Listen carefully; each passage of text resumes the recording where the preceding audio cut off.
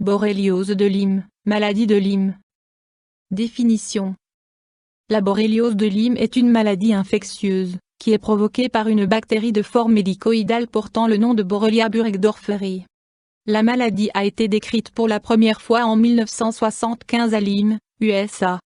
L'infection est pratiquement toujours transmise par morsure de tique et constitue la maladie la plus fréquente transmise par les tiques dans nos régions. Cause. À notre latitude, la transmission de l'agent pathogène s'effectue par la morsure de la tique Ixodes ricinus. Les petits rongeurs et les oiseaux sont considérés comme les réservoirs de première ligne. La borréliose de Lyme est présente à l'échelle mondiale, Amérique du Nord, Europe et Asie. En Suisse, environ 5-30% des tiques sont infectés à Borrelia. Les agents pathogènes ne sont pas systématiquement transmis à chaque morsure mais seuls dans 2 morsures sur 100, en fonction de la durée du contact. Ainsi, on estime que 3000 sujets sont touchés par la borréliose de Lyme par an. La transmission des Borrelia s'effectue environ 12 à 24 heures après la morsure de tique. Si la tique est découverte durant cette période et correctement éliminée, l'infection par Borrelia est peu probable. Troubles, symptômes. La maladie se caractérise par des manifestations très variées et peut être considérée comme une maladie multisystémique. En plus de la peau, le système nerveux, l'appareil locomoteur et le cœur peuvent également être touchés. On distingue 3 stades de la maladie. La période entre la contamination et l'apparition des symptômes est très variable. Elle s'étend de quelques jours à plusieurs semaines pour le stade I, de quelques semaines à plusieurs mois pour le stade I et de quelques mois à plusieurs années pour le stade I.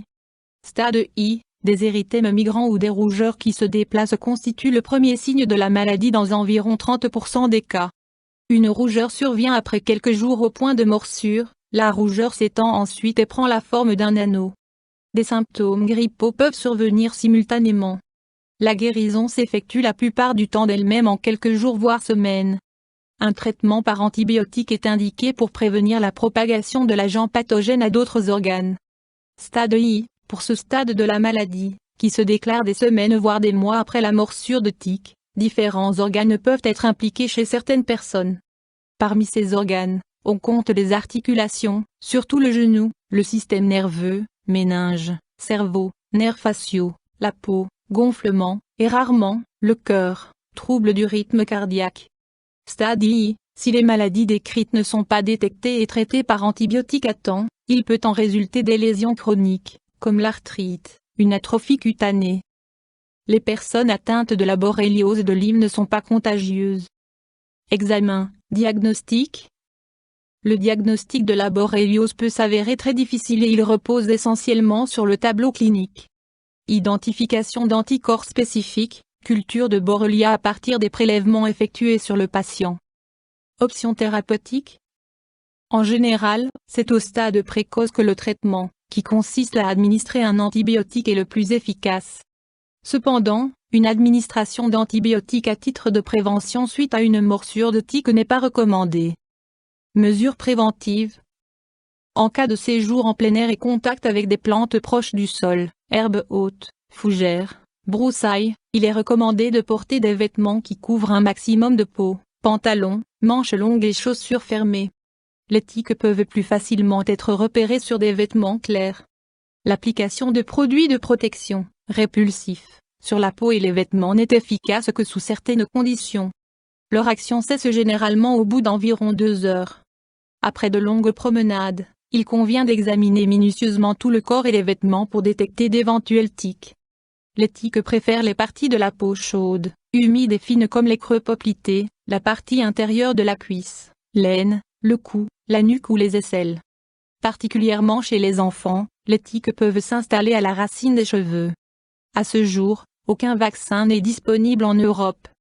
Une prise prophylactique d'antibiotiques n'est pas recommandée après une morsure de tique. Une première infection par borrélie n'assure aucune immunité et ne protège pas contre une infection ultérieure. Enlever correctement les tiques. En cas de présence d'une tique sur la peau, il convient de la retirer le plus rapidement possible en la saisissant au moyen d'une pincette et en tirant jusqu'à ce qu'elle sorte. Il est déconseillé d'effectuer des manipulations supplémentaires comme tourner la tique, appliquer de l'huile. Il ne faut pas écraser le corps de la tique. Après avoir extrait la tique, Il est recommandé de se désinfecter les mains ainsi que le point de morsure. Les pièces buccales persistantes dans la peau seront rejetées au bout de quelques jours. Si ce n'est pas le cas ou si le point de morsure s'infecte, il est nécessaire de consulter un médecin. La tique extraite ne devrait pas être jetée, tout particulièrement en cas de suspicion d'infection. Si nécessaire, le médecin pourra faire analyser la tique. Après l'extraction, la tique pourra également fournir des renseignements sur l'agent pathogène. Quand consulter un médecin? Lorsqu'une voire plusieurs rougeurs grossissantes prenant la forme d'un anneau apparaissent. Lorsque des symptômes grippaux avec maux de tête et douleurs articulaires ou troubles nerveux surviennent 2-3 semaines après la morsure de tique. YouTube Dr Alabé